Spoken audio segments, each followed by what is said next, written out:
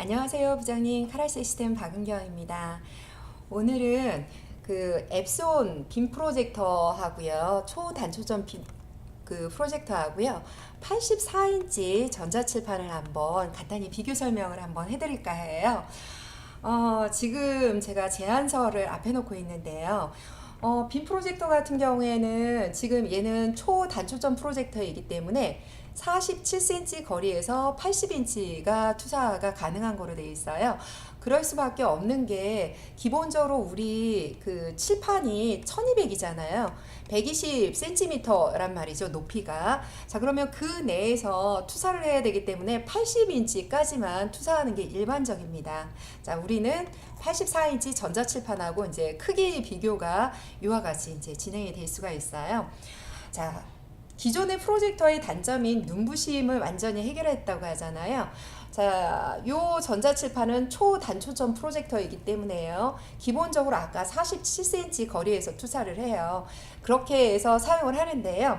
기본적으로 이제 눈부심 현상은 해결이 됐지만 이렇게 보시게 되면 그림자가 나오고 있어요. 이 그림자까지는 어쩔 수가 없는 빔 프로젝터의 기본적인 구조적인 부분들이죠. 자, 그런 거하고 비교를 한다면 전자칠판은 뭐 그림자고 뭐고 이런 거 없잖아요. 그래서 편하게 사용하실 수 있는 부분들이겠고요. 보니까 램프 교체 가격이 13만 2천 원이에요. 상대적으로 램프 가격은 굉장히 저렴한 것 같아요. 하지만 기본적으로 이 부분에 대한 소모품을 이제 소모품으로 해서 계속 예산을 배정을 하셔야 된다는 부분이에요. 자, 그러면 한번 그 다음 페이지 한번 보도록 할게요. 조달 가격은 337만 원이라고 하는 상대적으로 좀 더 저렴한 가격으로 돼 있어요. 그리고 지금 보시게 되면은 안시는 3,500안시로 돼 있고요. 가격과 안시 부분에 대해서는 사실 이제 좀 저렴한 부분에 해당이 되지만 여기서 간과하지 말아야 될 것 중에 하나는 이번 도입을 하게 되면은 적어도 7년에서 10년 이상은 사용을 하셔야 된다는 얘기예요. 자, 이렇게 사용을 하시게 된다라고 하면은 기본적으로 여기 보시게 되면 그 에코로 해서 10,000시간이라고 하는 절약 램프 시간으로 10,000시간이에요. 하지만 일반적으로 학교에서는 절약 램프 쪽 에코 상태로 사용하지 않으시잖아요. 결과적으로 5,000시간인데요. 5,000시간 이내에서도 이미 램프가 좀 많이 흐려질 수가 있어요. 그러면 이거보다 훨씬 밑에 이제 짧은 시간 내에 이와 같이 램프를 교체를 해주셔야 됩니다. 정보부장 선생님께서는 늘 이 부분에 대한 소모품 예산으로 예산을 꼭 측정을 하고 계셔야 된다는 단점이 있어요. 전자칠판은 이러한 소모품에 대한 예산 비용이 따로 측정하실 필요가 없습니다. 10년 동안이요. 자, 그리고 지금 기본 해상도가 XGA급이에요. 1280에 800이라는 해상도를 지원을 하고 있는 상황인데요. 자, 84인치 전자칠판은요, UHD 해상도를 가지고 있습니다. UHD는 FHD의 4배의 해상도를 가지고 있는 거예요. FHD는 또 얼마인가요? 1920에 1080이에요. 이와 같은 해상도를 가지고 있기 때문에 얘하고는 해상도가 비교가 안 돼요. 굳이 해상도가 문제가 되느냐라고 하잖아요. 우리가 앞으로 써야 하는 기간이 10년이라고 하는 기간을 사용하신다고 했잖아요. 자, 그러면은 모든 TV의 컨텐츠조차도 UHD 환경으로 넘어가고 있어요.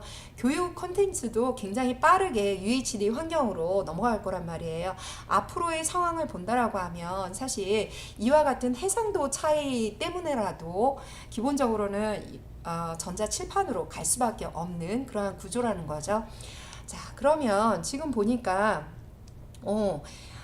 빔 프로젝터에도 전자펜 2개를 제공한다라고 돼 있어요. 판서를 진행할 수 있는 장점이 있다라는 얘기잖아요. 자, 그러면 설치 사진을 한번 보고 말씀을 드릴게요. 초단초점 비디오 프로젝터 같은 경우에는 이렇게 47cm 가까운 거리에서 이제 투사가 됐는데요. 문제는 여기에 이제 전자펜을 2개를 제공하잖아요. 전자펜 2개 제공을 했는데 여기 보면 판서 프로그램이 있네요. 소프트웨어가 제공이 되고 있어요.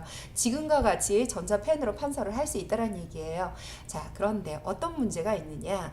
빔 프로젝터는 이와 같이 프로젝터 자체가 노출이 되어 있고요. 벽면형으로 구성이 되어 있어요. 이와 같이 구성이 되어 있는데 학생들, 중학생들 같은 경우에는 굉장히 활발하시죠. 활발하잖아요. 왔다 갔다도 아니고 사고도 많이 치고 고등학생들보다 더 사고율이 많은 학생들이 중학생 질풍노도의 시기인데요. 자, 이럴 때 학생들이 빔 프로젝터를 가만 안 놔둔다라는 게 문제예요. 애들이 툭 하고 와가지고 얘를 건드리는 거예요. 자, 이렇게 건드릴 때 어떤 문제가 있냐면 초단초점 프로젝터는 여기에서 살짝 건드리게 되면은 가까운 거리에서 투사가 되는 만큼 살짝 틀어져도요, 이 화상이 굉장히 많이 틀어지게 됩니다. 그래서 선생님들이 이거를 이제 이렇게 맞추기도 하세요. 하지만 정확하게 못 맞추시기 때문에 결과적으로 AS가 쓸데없이 이래서 많이 발생을 하게 되죠. 자, 그리고 또 한 가지. 이렇게 해서 이 화각이 누군가가 쳐서 이렇게 기울어졌어요. 어떻게 맞췄지만 아까 여기서 전자펜 사용한다고 하셨잖아요. 자, 전자펜이 딱 원하는 위치 그 점에 전자펜이 있지 않을 겁니다. 왜냐? 이때 아이들이 얘를 침으로 해서 실질적인 그 전자펜의 위치가 바뀌었어요. 그러면은 이렇게 전자펜을 쓰게 되면은 그 터치 점이 이쪽에 위치하게 되는 거죠. 그럼 쓰기가 불편하시겠죠. 이럴 때는 칼리브레이션이라고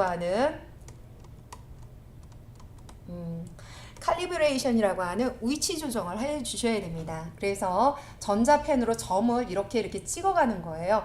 자, 이게 적게는 9개에서 최대 36개까지도 있어요.